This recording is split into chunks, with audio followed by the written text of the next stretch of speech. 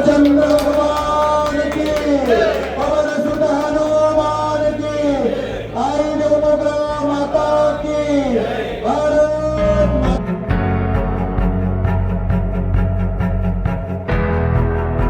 नवापुरात श्रीरामनवमी उत्सवाची धामधूम. उत्सव कार्यालयाचे उद्घाटन उत्साहात संपन्न. नवापूर शहरात दिनांक 26 मार्च 2026 रोजी श्रीरामनवमी उत्सवाच्या पार्श्वभूमीवर उत्सव कार्यालयाचे उद्घाटन CA नरेंद्र अग्रवाल यांच्या हस्ते श्रीफळ फोडून उत्साहात करण्यात आले.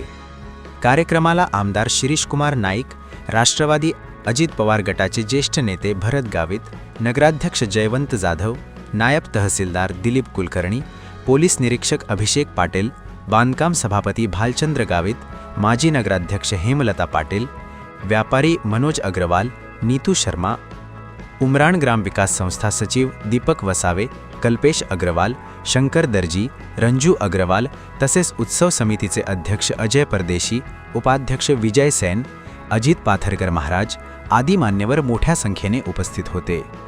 कार्यक्रमाच्या प्रारंभी श्रीराम प्रभूंच्या मूर्तीचे पूजन करण्यात आले. त्यानंतर उत्सव कार्यालयाचे उद्घाटन पार पडले. यावेळी उपस्थित मान्यवरांचा उत्सव समितीच्या वतीने सत्कार करण्यात आले. यावेळी भरत गावित यांनी आपल्या मनोगतात सांगितले की श्रीराम उत्सव हा एकोप्याने व भक्तिभावाने साजरा करण्याची परंपरा असून यंदाही समाजोपयोगी उपक्रम राबविण्यावर भर दिला जाईल. यापूर्वी आयोजित रक्तदान शिबिरात 700हून अधिक नागरिकांनी सहभाग घेतल्याचा उल्लेख त्यांनी केला. आमदार शिरीष कुमार नाईक यांनी मनोगतात सांगितले की नवापूर शहर नेहमीच एकात्मता आणि शांततेसाठी ओळखले जाते.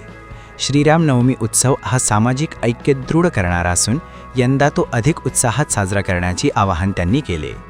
नगराध्यक्ष जयवंत जाधव, पोलीस निरीक्षक अभिषेक पाटील तसेच CA नरेंद्र अग्रवाल यांनीही उत्सवाच्या यशस्वी आयोजनासाठी शुभेच्छा देत आपले मनोगत व्यक्त केले. कार्यक्रमाची प्रस्तावना किरण टिभे यांनी मांडली. सूत्रसंचालन कमलेश पाटील यांनी केले तर आभार प्रदर्शन दीपक पाटील यांनी मांडले. कार्यक्रमास शहरातील नागरिकांची मोठी उपस्थिती होती.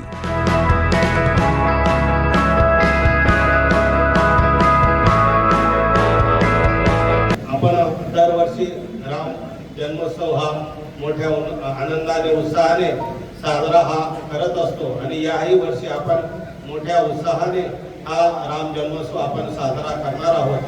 या ठिकाणी किरण भाऊंनी सांगितल्याप्रमाणे आपली नारी शक्ती माता ही दरवर्षी या कार्यक्रमामध्ये उत्साहाने सहभागी होत असते आणि दिवसेंदिवस आपली माता भगिनींची संख्या ही वाढत आहे आणि ती वाढली पाहिजे.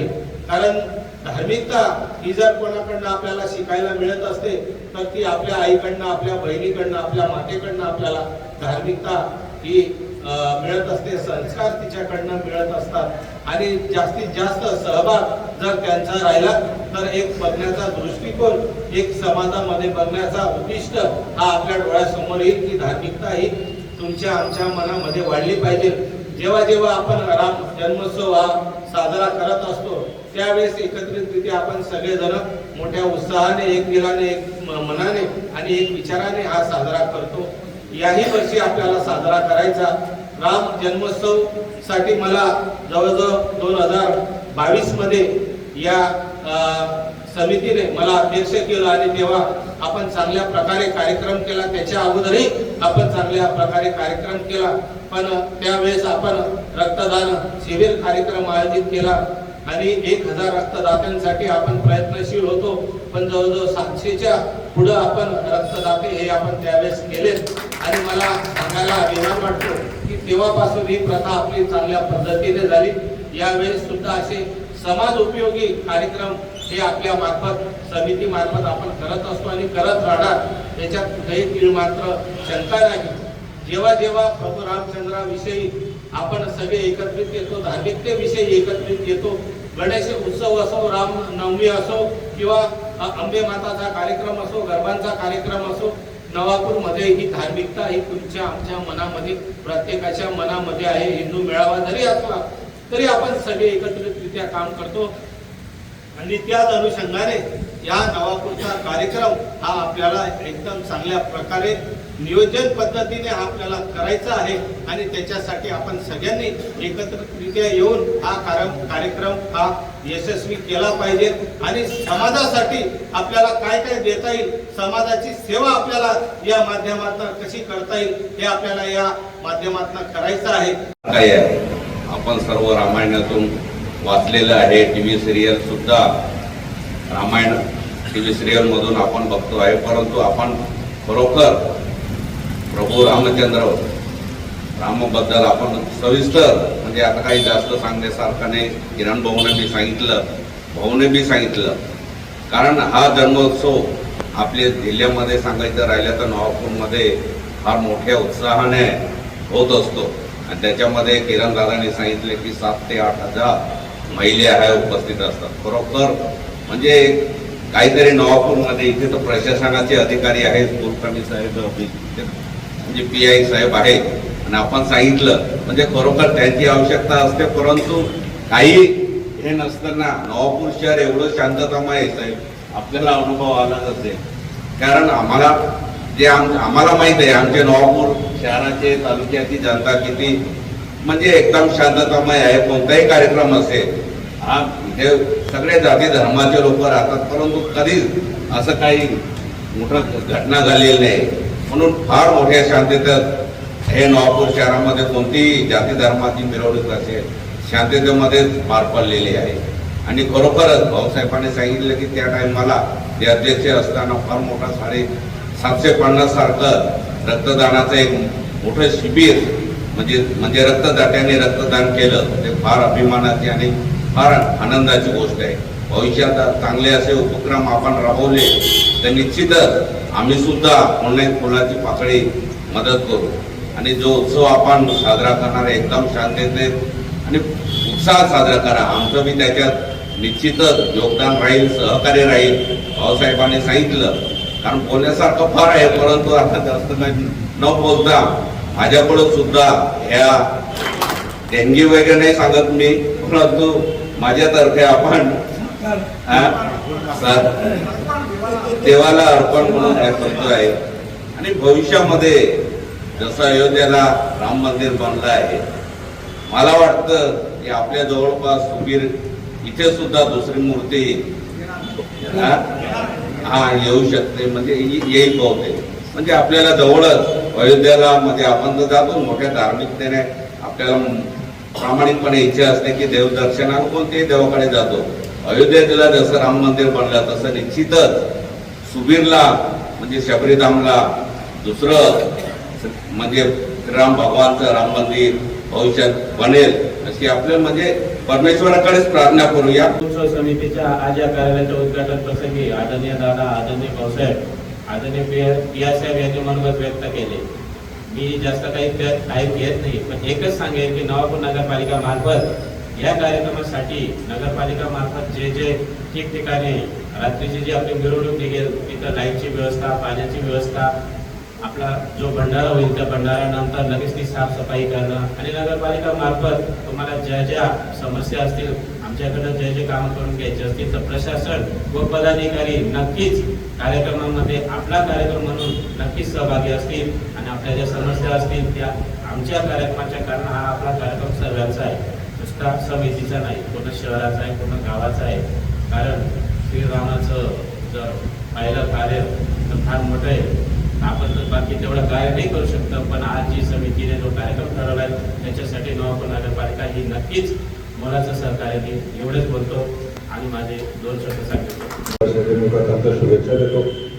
आज हे जे काही राम जन्मोत्सव समितीच्या निमित्ताने या कार्यालयाचं उद्घाटन झालेलं आहे तर अतिशय अभिनंदनीय बाब आहे. कारण विविध घटक हे आपल्या शहरामध्ये जे आहेत या समितीच्या कार्यक्रमाच्या नियोजनामध्ये सहभागी होत असतात आणि या सगळ्यांमध्ये एक चांगला समन्वय असणं खूप गरजेचं असतं. नवीन वेगवेगळ्या संकल्पना असतात आणि त्याच्यातून चांगल्या पद्धतीने हा कार्यक्रम कशा पद्धतीने करता यावा हे ठरणं गरजेचं असतं. आणि या निमित्ताने अतिशय चांगल्या पद्धतीने आज या कार्यालयाचा आज सुरुवात होते आहे. तर या जन्मोत्सव समितीच्या जे काही विविध बैठका होतील, तर मी विनंती करेन की आपण जर आम्हाला त्यासाठी आमंत्रित केलं तर आम्हाला आपल्या कार्यक्रमाचं नियोजन समजून घेऊन त्यासाठी चांगल्या पद्धतीने कसं आपल्याला पुढचे कार्यक्रम करून घेता येतील यासाठी प्रशासनाचं काय काय सहकार्य लागेल त्याची सुद्धा आम्हाला रूपरेषा आखणं खूप सोयीस्कर होणार आहे. फक्त पोलीस डिपार्टमेंटच नाही, परंतु आमच्या वतीने जे काही इतर विभाग आहेत, जसं नगरपालिकेचे CO साहेब आहेत, नगराध्यक्ष साहेब तर स्वतः या ठिकाणी आहेतच, परंतु जसं MSCB असेल किंवा PWD असेल किंवा अन्य कोणत्या विभागाकडून आपल्याला काही मदतीची आवश्यकता असेल तर त्याच्यासाठी समन्वय म्हणून पोलीस विभागामार्फत सर्व कामकाज हे पाहिलं जाईल. नुकतंच आता काल परवाच्या दिवशी जिल्हास्तरीय शांतता समितीची बैठक देखील झालेली होती आणि त्याच्यामध्ये आपले माननीय जिल्हाधिकारी तसेच माननीय SP सर सुद्धा होते आणि त्यांना सुद्धा ज्या शांतता समितीच्या जिल्ह्याभरातून वेगवेगळ्या ज्या अडीअडचणी आहेत सणा उत्सवाच्या निमित्ताने त्यावेळी सांगण्यात आल्या होत्या. वरिष्ठ स्तरावर सुद्धा सर्व विभागांच्या प्रमुखांची एक एकत्र VC द्वारे बैठक घेण्याचं नियोजित केलेलं आहे आणि त्या माध्यमातून आपले जे काही अडीअडचणी असतील त्याही वरिष्ठांपुढे मांडून त्याच्यातून योग्य मार्ग काढण्यासाठी आम्ही सर्वतोपरी प्रयत्न या माध्यमातून करणार आहोत. आपल्या या ज्या नवापूरच्या कार्यक्रमामध्ये जसा आपण उल्लेख केला की महिला भगिनी तसंच लहान बालकांपासून तर वृद्धांपर्यंत मोठ्या प्रमाणामध्ये सर्वांचा सहभाग या ठिकाणी होत असतो. तर जरी अद्यापपर्यंत कोणताही काही इन्सिडेंट वाईट घडला नसेल आणि अतिशय चांगल्या पद्धतीने झालेला असेल तरी प्रशासनाची एक जबाबदारी असते की आपण आपल्या परीने जी शक्य काळजी घेणं आवश्यक आहे ते आम्हाला घेणं गरजेचं आहे. त्या गोष्टींची निश्चितपणे आमच्याकडून देखील दक्षता घेण्यात येईल. चांगल्या पद्धतीने बंदोबस्त आणि योग्य पद्धतीने वाहतुकीचं नियोजन आणि कोणाची गैरसोय होणार नाही अशा पद्धतीने प्रशासनाकडून शक्य ते नियोजन आपल्याशी चर्चा करून केलं जाईल याची मी ग्वाही देतो. तसेच जे काही मुझे माइक पे ज्यादा बोलना आता नहीं है, मैं कोई श्री साहब या भरत भाव जैसा नेता नहीं हूँ कि माइक पे ज्यादा बोल पाऊंगा, लेकिन जो भी मेरे को समझ में आता है वो सिंपल भाषा में आपसे बात करता हूँ.